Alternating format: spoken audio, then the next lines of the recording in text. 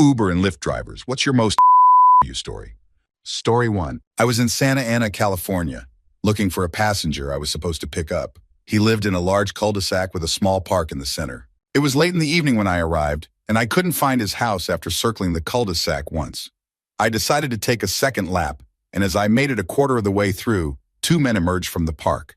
One of them pulled out a pistol and demanded, "What the heck are you doing in my neighborhood?" I stayed calm and explained that I was an Uber driver looking for a passenger, even mentioning the name of the rider I was searching for. He lowered his weapon and said, "Oh, you're looking for a random name? He's at the blue house at the top of the cul-de-sac." I thanked him for his help, drove away, and immediately canceled the ride. Nope, not worth it. Story 2. This story isn't exactly NSFW, but it's the reason I stopped working for Uber. It was around 10:30 p.m. when I accepted a ride request. A young woman, likely in her 20s, had just finished her shift at a retail clothing store and needed a ride home, about 35 minutes outside the city limits. Long rides meant more money, so I happily accepted. After dropping her off, I prepared to head back to the city since I didn't expect any ride requests from such a remote area. But then I received another request, 30 minutes further out. I thought maybe they're headed downtown. That's an hour-long ride. It was a beautiful night, so I drove with my windows down, following long, winding roads with no streetlights in sight. Eventually, I arrived at the address, a ranch-style property. It was pitch black, no lights anywhere. I drove in for about 2 miles, doubting my GPS, but continued because I was already this far. Finally, I saw a house. No lights on. Something felt off. I swung my car around to face the exit, leaving it in drive with my foot on the brake, just in case. After waiting for a bit with no activity, I decided to call the rider. A man answered, sounding confused. "Hello? Hi, I'm your Uber driver. I'm outside. Take your time. I'm here whenever you're ready." "Uber? I didn't request a ride." "Your address is X, Texas, right?" "Texas? I'm in Indiana. I've never been to Texas. Please don't charge me." Click. In that instant, the already dark night seemed to grow even darker. I turned down my radio and noticed something. Footsteps crunching on the dirt road. 2 sets of footsteps. Running. Getting louder. I looked in my rearview mirror and saw 2 men dressed in black, illuminated by my brake lights, sprinting toward my car. I floored it. My tires kicked up rocks and pebbles as I sped off, leaving the property as fast as I could. I followed the winding road until I reached a well-lit gas station, where I parked and sat in stunned silence. What just happened? I reported the incident to Uber, but nothing came of it. To this day, I wonder what was waiting for me in that darkness. Story 3. Last Friday, I picked up 4 college-age guys from a bar at around 1:15 a.m. They were teetering on the edge of blacking out, but still functional. It was a surge fare at 1.8x and an 8-mile ride, mostly on the highway. An easy $10.20 in 15 minutes. As we neared their destination, the drunkest guy suddenly perked up and slurred, "Dude, you want Taco Bell?" I think he meant to ask if I wanted Taco Bell, but I assumed he wanted some. He offered me $10 to wait for them, so I agreed, figuring I'd make some extra cash and possibly get a tip. We stopped at a plaza with a Taco Bell gas station and convenience store. The drunk guy rallied his friends for a quick huddle, and then they scattered. One rushed into Taco Bell and came back with 4 $5 boxes. Another went into the gas station and returned with White Owl cigarillos, and the third brought back a roll of paper towels, some rivets, and sticky tack. Meanwhile, the drunkest guy stayed leaning against my car bumper, completely zoned out. When they all returned, he grabbed the paper towels and began working on something in the back seat. As I drove the last stretch to their house, the group chatted about sports while the drunk guy mumbled in the back. When we arrived, he proudly announced, "Done," before passing out on his friend's shoulder. Before leaving, he handed me $10 and said with surprising clarity, "You must always remember to recycle." Curious, I peeked into the back seat to see what he had made. It was an intricate device for smoking multiple blunts at once, crafted from the paper towels and rivets. The precision was astonishing. Clean lines and perfectly spaced holes. His friends invited me in to test it, but I had to decline. As I drove away, I couldn't help but wonder, what is this guy like sober? What else is he capable of? Story 4. I picked up an elderly lady in my 3 Series BMW in a sketchy part of Memphis at about 8 a.m. on a weekday morning. It seemed like a straightforward ride at first. She got in and said, "All right, I need you to take me to work, but first we got to go to the liquor store." I agreed, assuming she was just picking up something for later. On the way, she mentioned she worked for a repossession company that worked for a dealership targeting buyers who couldn't keep up with payments. She also said she wanted to swing by an address on the way to see if there was a car she needed to repossess, something about the GPS being disabled. When we got to the liquor store, she went inside and came back out with a pint of vodka. Before I could ask her not to drink in the car, she had already downed the entire pint. I couldn't even be mad. I was stunned. Laughing, I asked, "Did you even have a chaser?" She pulled out a Capri Sun, stabbed it with a straw, and started drinking. "You probably think I'm some kind of alcoholic or something," she said. "I don't know if you are or not," I replied, "but at least you're up and at it this morning, headed to work." She then directed me into a particularly rough neighborhood to search for a black Chrysler 300.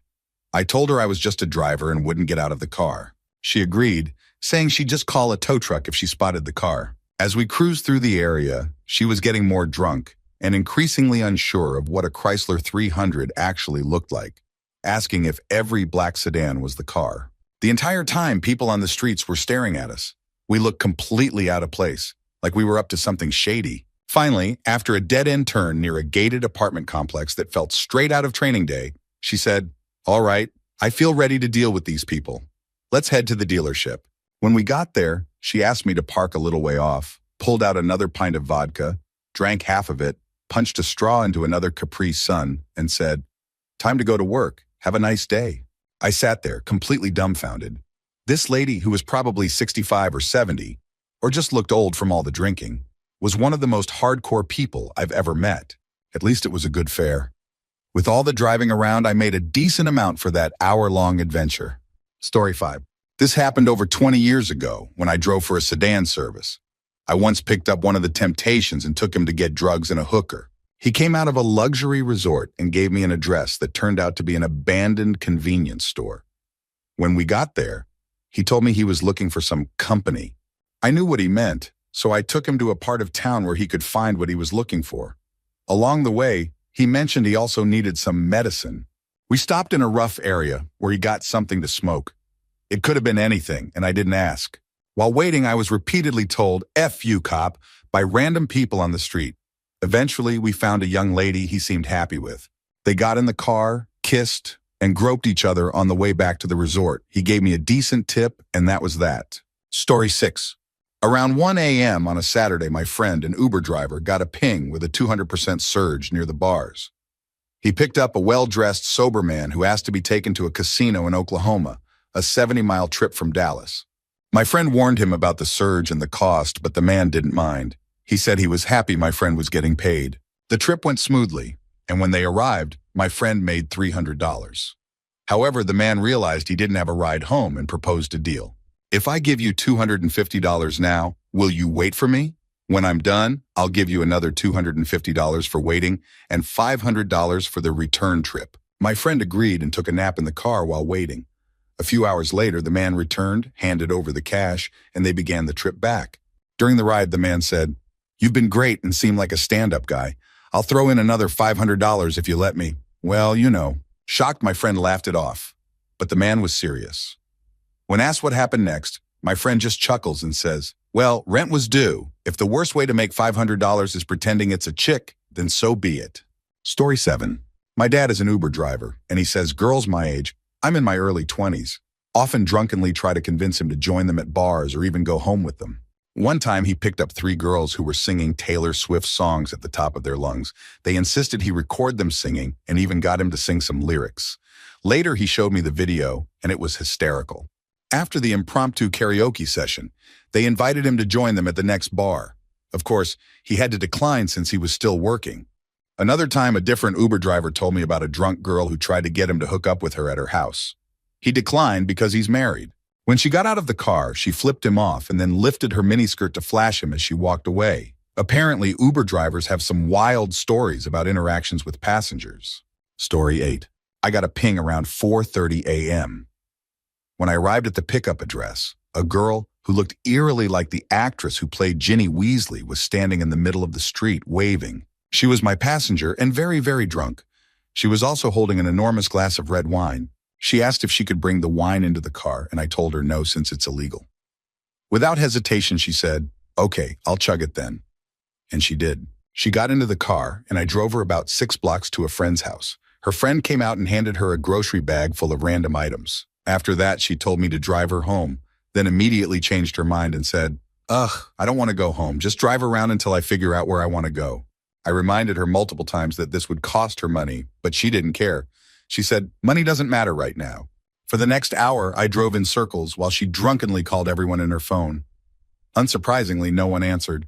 She proceeded to tell me her entire life story, which was a mix of tragic and bizarre.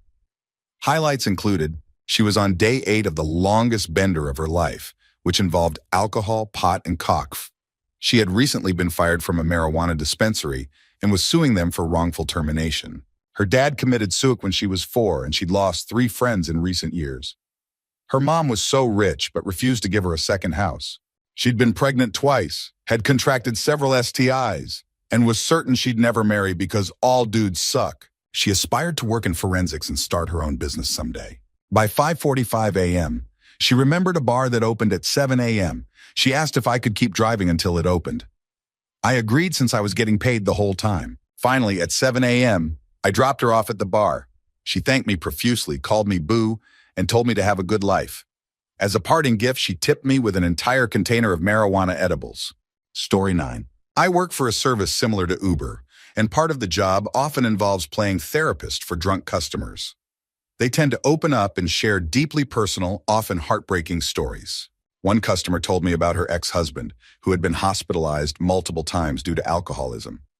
Doctors told him that if he came in again, he'd likely die. She confessed that she hoped he would pass away before their 17-year-old son turned 18 because she didn't want her son to bear the responsibility of deciding to take him off life support. Another ride started with a customer asking if I played Overwatch. Within 5 minutes, she was crying and telling me about a friend who had committed suicide. In one particularly awkward ride, I couldn't find the window button in the car I was driving. We drive the customers home in their own cars.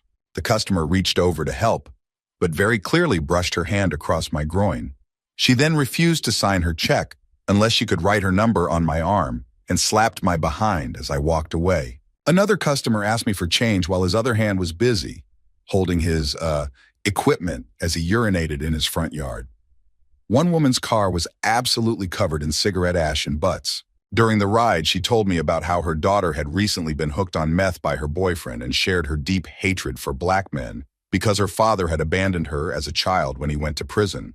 The stories are endless. Story 10. My brother is a Lyft driver, and one day he picked up an operating room, OR nurse, to take her home. Since her house was far away, they had to take the freeway. As they chatted, my brother mentioned that he'd undergone open-heart surgery as a baby at the same hospital where she worked. Intrigued, the nurse started describing open-heart surgeries in graphic detail, given her experience in the OR. Now, my brother has a condition where he faints easily when discussing or witnessing medical procedures. This had happened before, once when he watched himself get an IV, another time after seeing a pin in his toe post-surgery, and during EMT training while learning about catheters. Sure enough, as the nurse went into detail, the car started veering left across a lane. She looked over and saw my brother unconscious behind the wheel. Panicking, she screamed as the car drifted into a ditch on the side of the freeway. Once the car stopped, the nurse, forgetting all her medical training, bolted from the vehicle, thinking it might explode due to the smell of the deployed airbags. Luckily, both were unharmed physically, but my brother's car was completely totaled. Story 11. This is my favorite ride story, and it happened on St. Patrick's Day. I picked up a couple in their 30s at 2 a.m. They wanted to take a 35-mile ride home at 6.3x surge pricing, making it one of the most lucrative fares I'd ever had. They had clearly been drinking like college students all day. The wife, seated in the front, was initially embarrassed about their intoxicated state, while the husband, in the back, tried to become my best friend. About 5 minutes into the ride, both passed out, leaving me to drive in peace for 20 minutes. When we arrived at their driveway, the husband was still sound asleep, and their driveway was covered in half an inch of wet snow. I took the wife inside first, but on the way, she spilled her entire purse in the snow. After helping her to the bathroom, I grabbed a shovel from their garage and cleared a path back to the car to get the husband inside. Once I woke him up, he begged, "Just get me to the recliner. I can't make it to bed." I helped him inside and got him settled while his wife continued throwing up like a waterfall in the bathroom. I went back outside, gathered the contents of her purse, including her waterlogged phone, and brought everything inside. She begged me to put her phone in rice, so I scoured their kitchen for a bag and some rice, eventually finding both. While rummaging through their cupboards, I also found some Advil and left it for them with glasses of water. After locking the door behind me, I finally headed out. The whole ordeal took over half an hour, but the fare made it worthwhile. The next day, they left me a 5-star review with the comment, "Pretty okay, guy." Story 12. I picked up a tall, muscular-looking woman carrying a tackle box. She was dressed quite provocatively. When she got into the car, I greeted her, and she responded in a surprisingly deep voice. As we started the trip, she mentioned she was heading to do makeup for a friend, then her phone rang.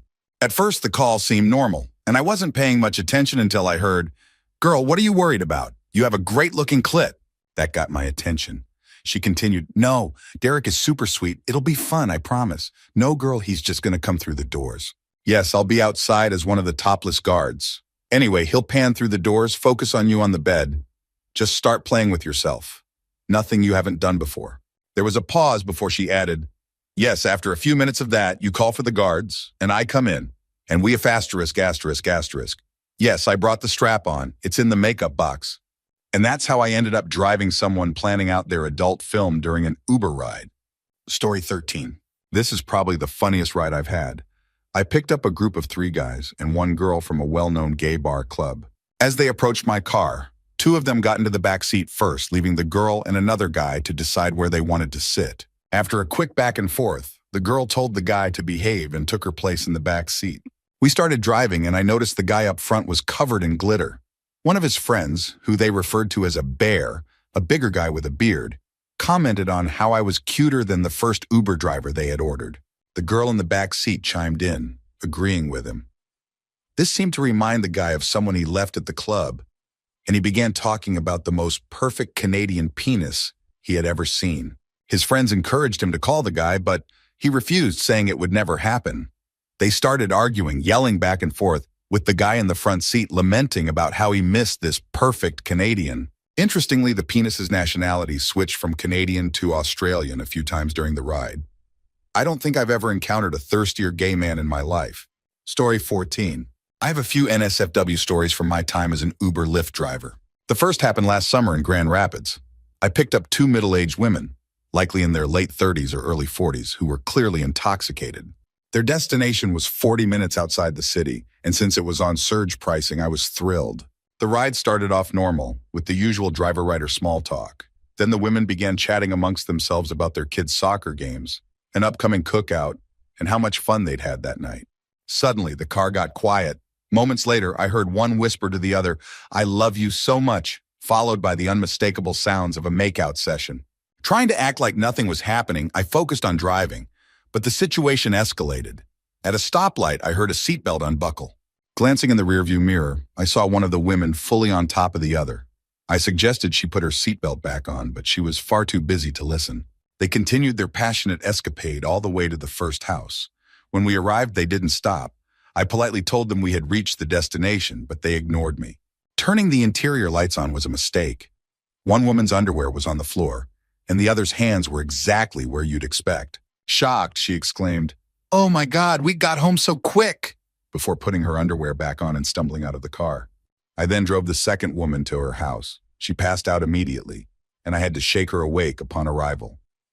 Once she got out, I pulled over and laughed hysterically at what had just taken place. The second story occurred during Pride weekend in Grand Rapids. I picked up a 6'2" man wearing a wedding dress. He got into the front seat, and we made the usual small talk. Then he asked me, "Can you help me out?" Thinking he needed to stop along the way, I said, "Sure, what do you need?" He explained that this was his first time dressing in drag and how much he loved feeling beautiful and womanly. I complimented him and asked how he managed to make his chest look so convincing. He laughed and said he'd always been a top, but was thinking about becoming a bottom. That's when he asked for my help in choosing a butt plug dildo to help him prepare. I was too far into this conversation to back out, so I played along. He showed me several options online, different shapes, sizes, and colors. After some deliberation, I jokingly told him to go for the 6-inch black fist, which he happily purchased. He thanked me for my input, tipped me $5, and left me a 5-star rating with the comment, "He really knows how to help a man in need." I had to pull over again to laugh. Story 15. This isn't my story, but one a driver shared with me. I was in college and called an Uber because I didn't want to wait for the bus. Luckily, the driver was nearby, having just dropped off a guy and a girl. I knew them, they were friends of mine, and we chatted briefly before they left, saying they were going to study and then meet the girl's boyfriend at the library. Once I got into the car, the driver mentioned he was surprised the girl had another boyfriend. Confused, I asked why. He explained that the two had been extremely flirty and affectionate during their ride, holding hands, touching, and even kissing. I laughed nervously and told him he must have been mistaken, but he insisted, describing their behavior in detail. Shocked, I told him, "That's impossible. They're brother and sister." The driver's face dropped and he exclaimed, "No way. Are you serious?"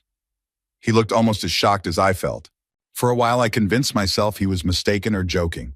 But after that day, I started noticing little things about their interactions that made me wonder if he was telling the truth. Story 16. A friend of mine once shared a bizarre story about a couple he drove. The couple was slightly drunk and chatting nonsense, so he paid little attention, focusing on driving. Occasionally, he glanced at them through the rearview mirror. Eventually, the girl got quiet, so he checked the mirror again, but didn't see her. Thinking she had fallen asleep, he joked about it with the guy. Not long after, he hit a speed bump and the guy exclaimed, "Oh, S asterisk asterisk asterisk." At the same time, there was a gurgling sound, followed by a foul smell filling the car. It turns out the girl was performing a certain intimate act, and the speed bump caused her to gag and vomit all over the back seat. My poor friend had to finish the ride with the unbearable smell of booze and vomit in his car. At least the couple gave him a 5-star rating. Story 17. One time, while driving in DC around 2 a.m., things got pretty strange. The passengers had dropped their PIN in the wrong location, so when I arrived and didn't see anyone, I gave them a call. The guy who answered was yelling, and it sounded like he had a severe speech impediment or possibly autism. I wasn't upset, I just wanted to help him find the ride, but I couldn't understand much of what he was saying. Thankfully, he was more coherent over text, so I asked him to message me the correct address. After about 10 minutes of back and forth, I finally picked them up. It turned out my passengers were a deaf couple, a man and a woman, and they were both very attractive. I had heard deaf people speak before, so I could tell the man hadn't mastered verbal speech. Then things got interesting. About 2 or 3 minutes into the ride, they began signing to each other at an impressive speed. It looked like an intense choreographed rap battle in sign language. Suddenly, they stopped and started aggressively making out. I mean, it was wild. A full-blown face attack. They were moaning loudly, making guttural, almost inhuman sounds. I was in pure shock, just driving and trying not to look.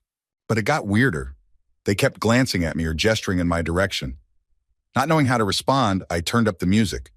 My sound system is excellent, and usually late-night passengers are cool with louder music. Since they were deaf and preoccupied, I figured it couldn't hurt. Surprisingly, the bass seemed to encourage them. Their moaning got even louder. When we arrived, they gave me a generous tip, and the woman kissed me on the cheek before leaving. I can't imagine how their neighbors must feel when they're in the zone. Story 18. Not exactly NSFW, but definitely weird. Last year, I was in Miami and took an Uber pool because, as a broke college student, I couldn't splurge on a solo ride. The driver picked up a heavily intoxicated, overweight woman in her 40s who was Latina and didn't speak great English. She asked me where I was going, and I told her Miami Beach. That's when she launched into a strange, slurred story about how she was supposed to get married in Miami Beach next month, but her fiancé had died. She claimed she'd been living with his parents because he was taking care of his sick mom, but after he died, they kicked her out and stopped giving her money for important things like alcohol. Her fiancé, she said, was 23 years old. She added, "I like young guys. How old are you, Poppy?" Uncomfortable, I said. 22, while staring at my phone. She scooted closer to my side of the back seat and asked more questions, but I kept my answers short. Eventually, she got the hint and stopped. Then she tried to impress me. She told me she was from Nicaragua and attended a prestigious school for geniuses that prepared students to rule the world. According to her, Trump wanted to build a Chinese wall to keep the Chinese out, and the U.S. had nukes because it was bombing the Arctic for oil. She claimed her school taught her to seduce presidents and run countries, but she ran away to the U.S. because she didn't want to be the president of Nicaragua. I asked the driver to drop me off at a CVS, pretending I needed to buy something. After getting out, I walked 35 minutes home to escape the awkward situation. Edit. I was trying hard not to reveal that Spanish is my first language during this trip. I didn't want her to switch to Spanish and make things even stranger. Story 19. This isn't NSFW in a lewd sense, but it was definitely unsettling. I picked up a guy who seemed to be in a terrible mood. He kept urging me to drive faster. telling me he didn't care if I sped or passed cars. He was clutching a small bag to his chest and glaring out the window. It was almost an hour-long ride to a remote location, and shortly after getting in, he received a phone call. Naturally, I eavesdropped because long drives get boring. From his conversation, I gathered he was talking to a lawyer or someone about his ex-wife. Apparently, she had gotten his truck repossessed because he was one day late on a payment.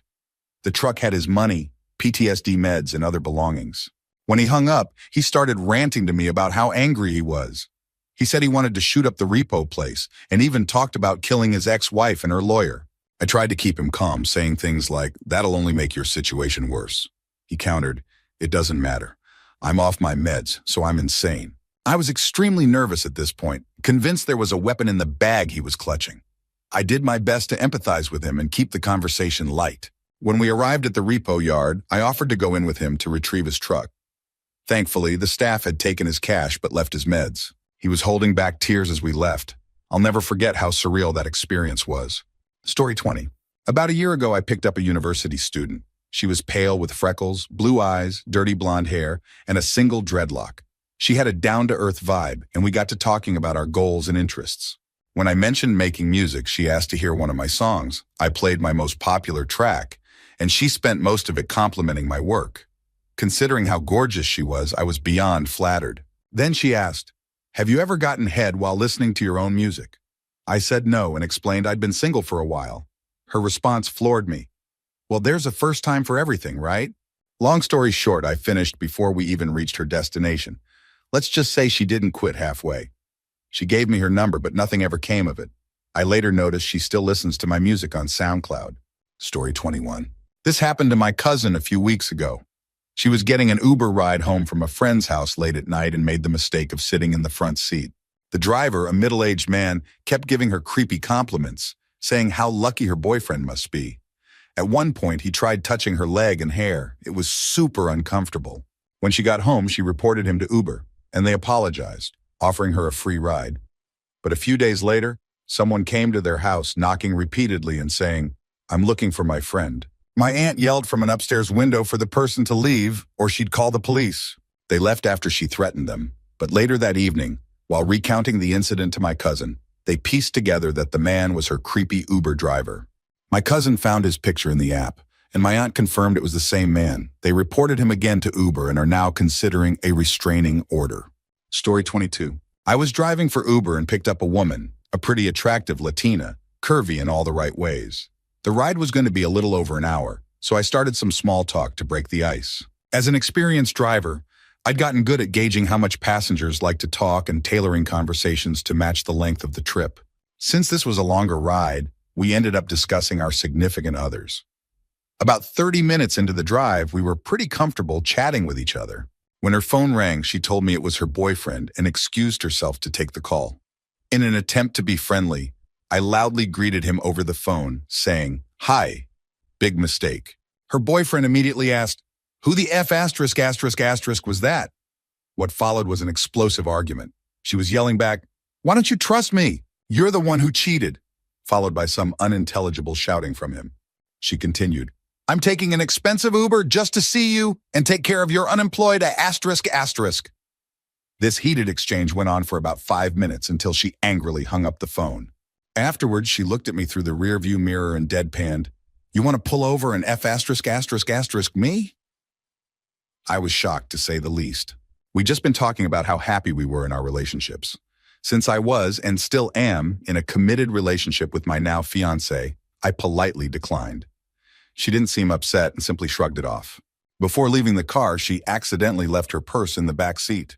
10 minutes later, she called to retrieve it and tried to request another ride with me. While she was definitely a wild one, I hope things worked out for her. Story 23. 1. One late night in San Diego, I was driving around 4 a.m. near Spin, a club that stays open late for people to keep dancing after the bars stop serving alcohol. A trashy couple got into my car and they spent 5 minutes trying to convince a third person to join them. Maybe they were planning a threesome. It started raining heavily, and we finally got on the road. They were making out in the back seat, but I was focused on driving safely through the storm. About 2 miles from their exit, I suddenly saw a foot near my head. Yep, they'd gotten a little too comfortable back there. By the time we reached their house, The car was practically bouncing from their activities. I reported them to Lyft and got them kicked off the platform. 2. Another time, I picked up 3 guys heading to a nightclub. After a few blocks, the main passenger realized he'd forgotten his passport at home. He'd lost his driver's license, so it was his only ID. We turned back, but when we arrived, he realized he was locked out of his apartment. He tipped me $40 to apologize for the hassle. Later, I randomly got pinged by the same group again. They decided to skip the nightclub and head to a strip club instead. They invited me to join them, saying they'd cover everything. Since it was a slow Thursday, I figured, why not? The main guy got table service, handed out stacks of ones for us to tip the dancers, and even bought us 2 lap dances each. In return, I bought everyone a Lyft ride home and burritos from my favorite spot. I later learned that the guy was a former Marine who'd built a successful career after serving in Iraq and Afghanistan. He made more money than he knew what to do with and regularly treated his friends to nights out. Bonus: always keep a vomit bag in your car. I once threw up while driving due to food poisoning, and it saved me from a messy situation. Story 24. My boyfriend drove for Uber briefly between jobs. One night, he picked up 2 drunk girls outside a bar. He felt like he recognized one of them, but couldn't place where from. During the ride, one girl asked the other, "Can you help me fix my dress?" Curious, my boyfriend glanced in the rearview mirror and accidentally caught a wardrobe malfunction. Her halter top had slipped down, flashing him. Embarrassed, she quickly fixed it, and he reassured her it wasn't a big deal. He dropped them off at their condo, thinking that was the end of it. The next evening, we went out to dinner at our favorite restaurant. One of the waitresses was the same girl who had accidentally flashed him. She either didn't remember the incident or chose to act like it never happened. We see her there occasionally, and it's always amusing. Story 25. Passengers often ask me about my craziest Uber experience, and this one is my go-to. I've told it so many times I could probably write a book about it. It was around 2 a.m. on a Saturday night when I got a ping. The account was in a guy's name, and the destination was about an hour and a half away. A great way to end the night with a solid fare. Excited, I headed to the pickup location. I waited for about 5 minutes before the door opened, and what happened next was straight out of a cartoon. A woman was literally tossed out of the house, much like Uncle Phil tossing Jazz on The Fresh Prince. She picked herself up, stumbling, and then 3 tote bags were thrown out after her. She gathered her things and stumbled toward my car, crying hysterically. Alarm bells went off in my head. It looked like a domestic violence situation. Concerned, I asked if she was okay, if she needed a hospital or anything else. She didn't respond immediately, so I decided to start driving to get her away from the house. About a block away, she started rambling incoherently. Her first clear words were, "Finn, fine, bitch, read? I'm not on drugs." That statement alone made it obvious that she was on a lot of drugs. I started worrying about my safety. What if she stabbed me or something? Then she told me she needed to stop somewhere before going home and gave me another address in town. Reluctantly, I updated the destination and started driving there. Meanwhile, she repeatedly mentioned having $500 cash and promised me a big tip when I got her home. A classic line that Uber and Lyft drivers know all too well. As we drove, she began pouring the contents of her tote bags all over my back seat. I glanced back and saw panties, tampons, a hairdryer, candy, and even a banana scattered everywhere. She then panicked about losing her phone and in her desperation, leaned forward between the front seats to grab my phone from the dock. I told her I needed it for navigation and asked her to sit down, but she persisted. To shut her up, I agreed to dial a number for her. My phone was connected to Bluetooth, so I warned her that the call wouldn't be private. She didn't care. After 2 failed attempts to dial the right number, she finally got it right. A husband and wife answered, and it was clear they wanted nothing to do with her. They told her not to come over, that security wouldn't let her in, and to basically go to hell. Frustrated, she gave me a different address. She made me stop at 3 more houses in sketchy neighborhoods, knocking on random doors at 3 a.m., trying to collect money. Each time I sat in the car, certain I wouldn't make it home alive. By the 4th house, she couldn't even remember the address and insisted I must know where her friend Janet lived. I put my foot down and said we were heading to her house. She finally agreed. That's when she lit a cigarette in my car. I yelled at her to get rid of it, and she reluctantly threw it out the window after one last puff. The next 20 minutes were pure chaos as she rambled incoherently, switching between hysterical crying and slurred shouting. From what I could piece together, the house I picked her up from belonged to her ex-boyfriend, who had kicked her out after catching her shooting up in the bathroom and getting into a fistfight with his new girlfriend. Thankfully, she eventually passed out, and I drove the rest of the way in silence. When we arrived, it took me 5 minutes to wake her up.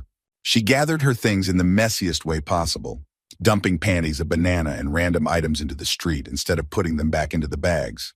I even helped carry one bag to her porch, still holding on to a shred of hope for the promised tip. But of course, there was no tip. When someone promises a big tip, it usually means you're getting nothing. I made sure all her stuff was out of my car, ended the trip, and drove off as fast as I could. I gave the account a 3-star rating, not because of the ex-boyfriend who owned it, but to ensure I'd never have to pick her up again. The fare was around $80, which was decent, but not worth the sheer insanity of that night. All I wanted to do afterward was go home and never look back. Story 26. Picked up a drunk couple around 2 a.m.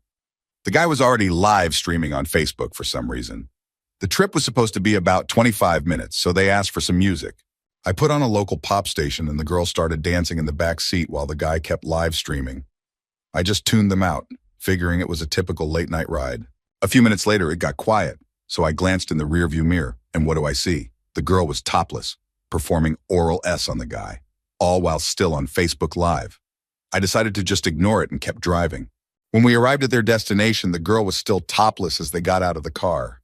The guy walked over to my window, handed me $50, and said, "Dude, thanks for the best ride of my life," before disappearing into the house. They left me a 5-star rating and a review that simply said, "Cool guy." Story 27. It was late at night in a Denver suburb, and I had just dropped off some passengers when a middle-aged woman flagged me down on the street. She was holding a wad of cash, so I figured why not? She hopped in with her purse and a 20 ounces beer, handed me a $20 bill and said, "Take me where this goes." I tried getting more specific directions, but she was vague, saying she just had a fight with her boyfriend and needed to get away. I decided to head toward downtown, thinking it'd be a good spot to catch my next fare. As we drove, she rambled about her boyfriend and kept rubbing her back teeth in a way that made me wonder if she was on something. Meth, maybe? Then out of nowhere, she asked why I wasn't singing along to the music anymore. I wasn't singing in the first place. Awkwardly, I laughed it off.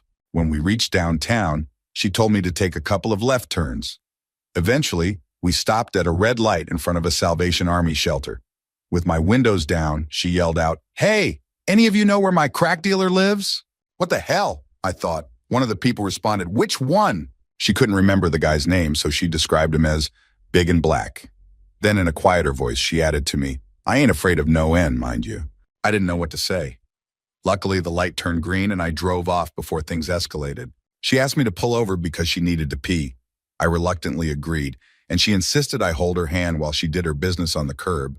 Stunned, I complied, thinking this was the strangest moment of my life.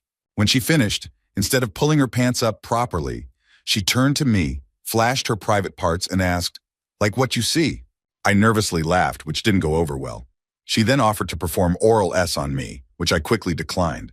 She got back in the car, visibly upset, and started accusing me of bizarre things like ripping off her brother or cheating on her sister, none of which made any sense.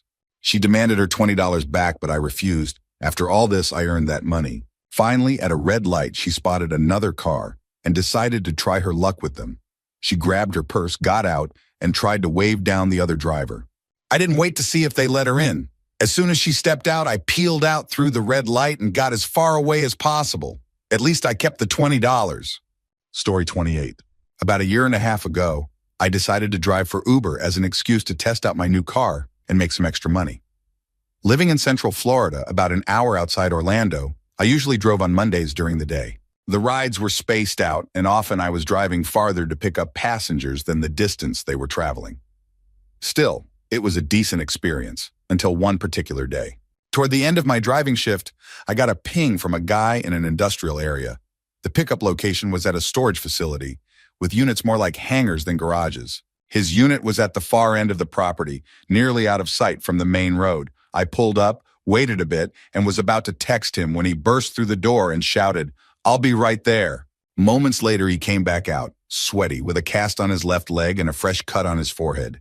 Using crutches, he climbed into the back seat of my car and we headed off. The destination? Target, a few miles away. On the way, he chatted nonstop, telling me about his life and how he needed WD-40 for his online switchblade business. He explained that he bought blades from China and resold them, but they required lubrication to function smoothly. When we got to Target, he asked me to wait, promising to pay for my time. Against my better judgment, I agreed. He returned empty-handed, saying Target didn't carry WD-40 and asking if we could go to Walmart instead. Suspicious, but still trying to be polite, I agreed. When we got to Walmart, I parked nearby while he went inside. After 10 minutes, I decided to circle the entrance and check on him. That's when I saw him behind a bush near the garden center, huffing a can of computer duster. As he waved at me frantically with one hand and took another hit with the other, I realized I had to get out of there. I pulled a U-turn and drove away, leaving him sprawled on the ground with cans scattered around him. That was my last day driving strangers. Florida, man. Story 29. Around 2 a.m., I picked up a blacked-out drunk guy outside a nightclub. His friends handed him off to me and returned to partying, leaving me to take him home. The trip wasn't far, but as soon as we started driving, he began vomiting everywhere, on himself, out the window, missing completely, and all over my car. When we got to his house, he was passed out. I parked, checked his breathing, and gave him water, hoping he'd recover enough to get inside. After another round of vomiting, he seemed slightly better, but still couldn't walk on his own. I helped him to the front gate, where I was greeted by a massive dog barking like crazy. Terrified, I hesitated to open the gate, but I couldn't leave him there, so I risked it. Luckily, the dog was just a giant, overly friendly puppy. It jumped on me, biting at my arms playfully while I tried to guide the guy inside. Eventually, I got him to his door and into bed. The puppy, meanwhile, wanted to keep playing and made it impossible to leave. I gave in and played with the dog for a few minutes, figuring my car was already ruined, so why not? By the time his friends showed up to check on him, I was relieved. My car was trashed, but at least the guy was safe, and I got to meet the best dog ever. Story 30. One night, I had an Uber driver who suffered a mental breakdown during the ride. She slammed on the brakes in the middle of the highway and told us we couldn't listen to music. She started venting about everything wrong in her life while crying uncontrollably. Then she pulled over and made my friends and me get out of the car. After a few minutes of her continuing her breakdown on the side of the road, she let us back in and drove us home. When we finally arrived, she charged us an extra $30 for the ride, and we decided to pay it to avoid further conflict. The next morning, I got an email from Uber saying they were charging me $200 for bodily fluids in her car. I called customer service and asked for proof. They sent photos of a water spot on the seat, which still had visible beads of water, meaning it was freshly applied. None of us had drinks in the car, and it was clear she faked the damage. Despite my arguments, Uber wouldn't reverse the charge. In the end, I paid $260 for a single ride and learned a painful lesson about the platform. Story 31. During a late-night Uber shift, I received a request at around 2 a.m. The client was listed as a woman, but when I arrived, 2 men greeted me instead. They claimed the ride was for them, and, without entering a destination into the app, directed me with a series of turn left and turn right instructions. Before I realized it, we were heading straight for the Iron Triangle, a notoriously crime-ridden area in my city. There was no turning back. When we arrived, they instructed me to pull up to a rundown house with no lights on. What made this trip even more unsettling was that one man stayed in the car with me while the other went inside, explaining that they'd need a ride back to their starting location afterward. It quickly dawned on me that I was essentially an unwilling participant in a drug deal. Sitting outside the house, I felt the tension in every moment. My hand never left the knife I keep in the car for protection. Adding to the unease, people were wandering the dark streets, some passing dangerously close to my car. Thankfully, the second man returned without incident, and I drove them back to their original location. Those 15-20 minutes were some of the most nerve-wracking of my life. Story 32. A couple I picked up during the 4th of July weekend started the ride by being thrown out of a bar at 8 p.m., much earlier than most party casualties. The male passenger seated in the back kept asking me, "What do you want for this trip?" I explained that the fare paid through the app was all that was needed, but he wouldn't drop the subject. The woman sitting in the front joined in, asking what I was into. When I mentioned I was gay, they both got overly excited. They repeatedly asked variations of the same questions, trying to gauge my interests, and I struggled to keep the conversation neutral. Then they had me stop at a 7-Eleven to pick up my payment. They came back with a 12-pack of beer, condoms, and coconut water. As we drove to their apartment, they pushed harder for me to come up and hang out. I declined repeatedly, but the guy had already gone inside when we arrived, leaving the woman to try to persuade me one last time. After I firmly declined, she reluctantly left, but not before they took everything except the coconut water. Story 33. While driving for Lyft, I accepted a request from a man at a KFC near my apartment. As he got in, he immediately asked, "How do you feel about working off the clock?" Confused, I asked him to clarify, and he offered me double the fare to turn off the app and take him to his destination. Before I could decline, he handed me a $100 bill. I was having a rough week financially, so I hesitated before agreeing. As we drove, I noticed he would suddenly go silent mid-conversation, slouching over like he was asleep. A few seconds later, he'd snap back and resume talking as if nothing happened. It was unsettling, but I kept driving. As we neared his stop, he asked me to pull over at a 7-Eleven for a soda, though he really needed water. Once we reached his destination, he said, "We're going to wait here for someone else, then head downtown." That would have been a 45-minute trip, and I wasn't comfortable continuing. When I told him I couldn't do it, he became irritated and demanded I return some of the $100. I handed back the bill, and he gave me a $20 instead. As he was leaving, he offered to cover the rest and pulled out a clear plastic bag filled with white crystals, pills, and powder. My heart raced, but instead of handing me drugs, he gave me 3 scratch-off lottery tickets, claiming they were winners. "Thanks, get the F out," I said, ending the most bizarre ride of my life. Story 34. I often share this story with my Uber passengers when they ask about my craziest experience, and it never fails to leave them speechless. One night around 11 p.m., I picked up a man from an Indian restaurant about 30 miles outside Chicago. He needed a ride to a fancy downtown hotel. He mentioned he was a neurosurgeon visiting from Miami, which immediately piqued my interest. Right away, something felt off. His voice was unusually soft and passive, not what you'd expect from a neurosurgeon, someone typically confident and commanding. As we drove, we made small talk about his career, and he seemed polite, albeit a bit peculiar. About halfway into the ride, his phone died, and he started sighing dramatically, muttering things like, "Man, I wish I had someone to see the city with before I leave tomorrow." Sigh. I stayed professional but was growing uneasy. When we arrived near his hotel, he offered me $20 to drive him around the city for another half hour. It wasn't an unusual request, and since it was extra money, I agreed. He went into the hotel to grab his phone charger, and when he came back, he got into the front seat instead of the back. That's when things got really strange. We hadn't even driven a quarter mile when I noticed movement out of the corner of my eye. He was touching himself. Alarm bells went off in my head. Keeping calm, I asked, "Is there a reason you're doing that?" And followed up with, "Are you gay? Are you attracted to me?" He admitted that he was and said he had a fantasy about performing certain acts while someone drove. He then tried to negotiate with me, offering $20 and a steak dinner. I firmly declined, making it clear nothing was going to happen.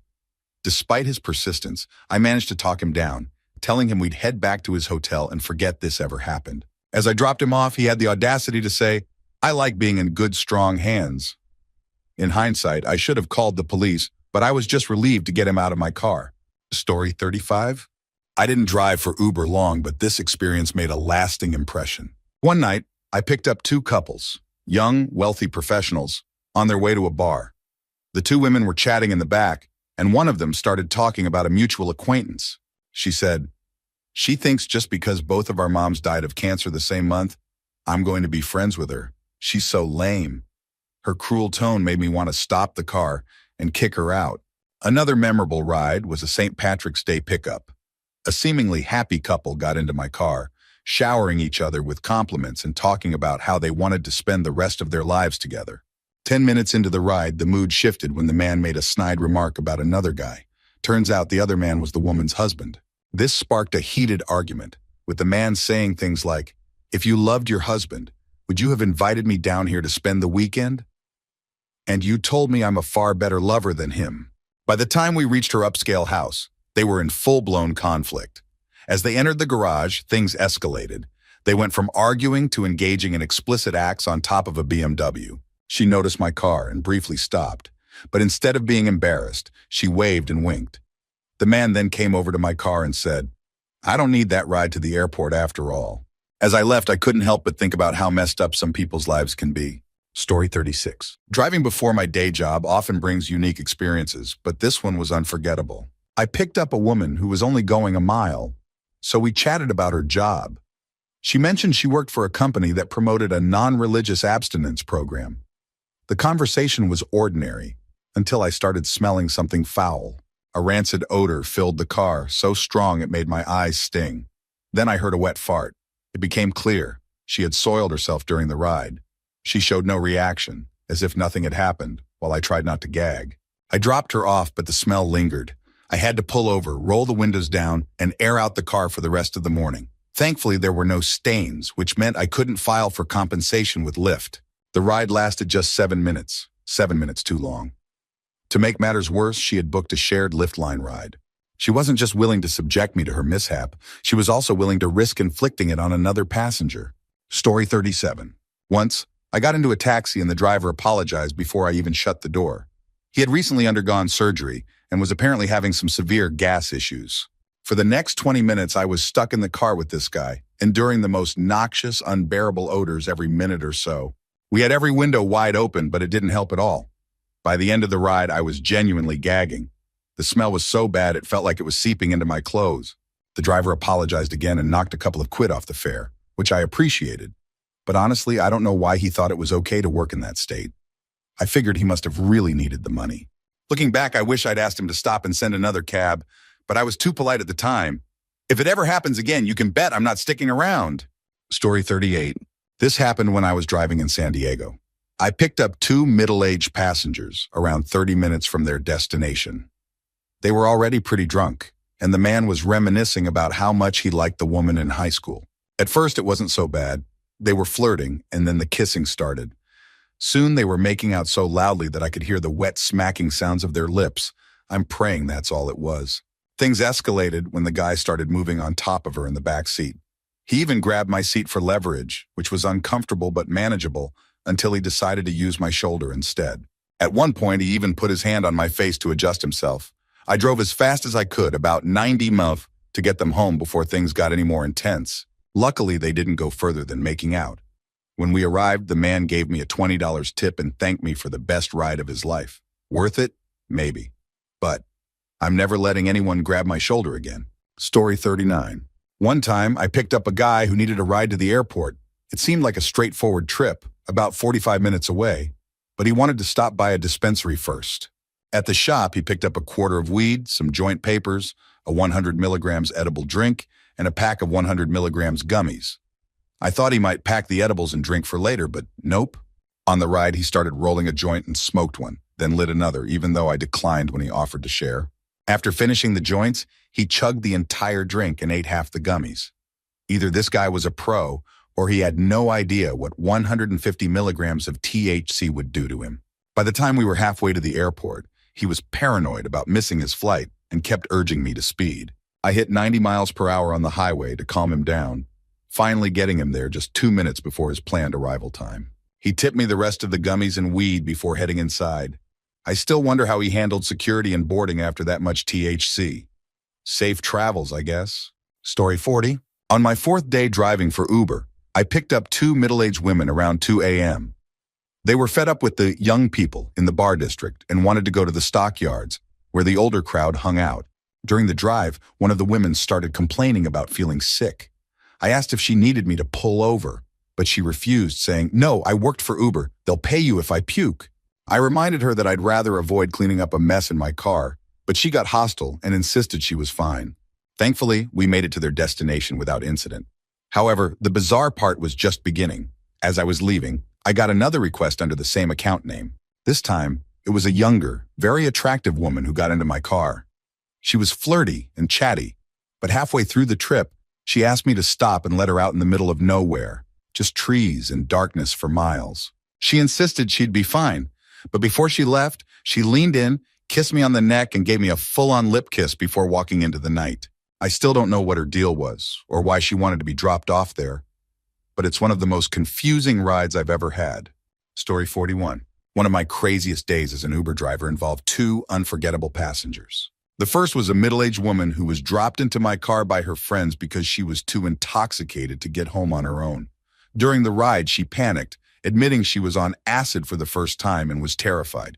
Having some experience with bad trips, I talked her down, played calming music, and reassured her until she felt better. She then decided she didn't want to go home but to a restaurant to celebrate her birthday. She insisted I join her, even offering to pay. We ended up at a fancy Moroccan spot where she ordered hookah food and even started dancing seductively. It got awkward when she accused me of not liking her, and when I went to the bathroom, she had moved on to another guy. I left her with him, feeling weird about the whole situation. Later that day, I picked up a woman from a bad date. She interrupted my story about the acid passenger, asking, "What would I have to do to be crazier? Want to come in and smoke some weed?" I took her up on the offer, and one thing led to another. We dated for a few months after that, but I'll never forget how the whole day unfolded. Story 42. A friend of mine, a police officer, responded to one of the most chaotic Uber-related incidents I've ever heard of. An Uber driver picked up two men who initially requested to go to a nearby gas station. Once in the car, they claimed they had a gun and demanded to be taken downtown for free. The Uber driver, thinking quickly, said he needed gas first and stopped at the station. Once inside, he called the police. While he was on the phone, a random man overheard the call, and as it turned out, was also an Uber driver. This random guy decided to take matters into his own hands. He rushed outside, opened the Uber's back door, and started beating one of the men. The other passenger bolted but didn't get far. Random guy chased him down, Terminator style, and delivered another brutal beatdown. By the time the police arrived, they found the random guy still pummeling one of the would-be robbers. Both suspects were badly injured, and one was later confirmed to have a gun. The random guy, despite his heroic intentions, was unfortunately charged for the beatings. Police believed the charges might be dropped since the two suspects were unlikely to show up in court. Meanwhile, the original Uber driver stayed inside the gas station, but his car became a crime scene, with the back seat covered in blood. Story 43. I once picked up a girl who had just been kicked out of her friend's house. The friend who had called the ride for her explained unabashedly that he was kicking her out because she refused to sleep with him. Real swell guy. As we drove, she began to open up about her life, and it was a roller coaster. She'd followed a boyfriend to LA, ended up pregnant, and lost him to a car accident while he was tweaking on meth. She had her baby, but eventually had to give custody to her mother when she couldn't support him. Her life spiraled into stripping, then escorting, drugs, legal troubles, and finally getting clean and returning to New Jersey. As she told her story, she became increasingly emotional, and it was clear she'd had a few drinks. Halfway through the 40-minute ride, she apologized for unloading her life story and even blamed herself for being kicked out. "I should have just let him. I owe him for taking me in," she said, her voice trembling. Then things got a bit surreal. She asked if I wanted to see her old escort photos, which she claimed were from her prime. I told her she didn't have to show me, but she insisted. She pulled up the pictures, and honestly, she was stunning, red-haired, with an hourglass figure and striking legs. It turns out these weren't her old photos. They were new ones. She had recently gotten back into the business, which was part of the reason her friend kicked her out. And then came the proposition. She offered me her digital work number and personal cell, saying I could call her any time. Before I could fully process the situation, she apologized again and offered, as she put it, a free sample. Right there in a quiet suburban parking lot, she gave me a blowjob in my front seat. I was still technically on the clock as the ride hadn't ended yet. Afterward, I dropped her off, completed the ride, and ended the night with another $85. It was, without a doubt, the most memorable night I ever had as an Uber driver.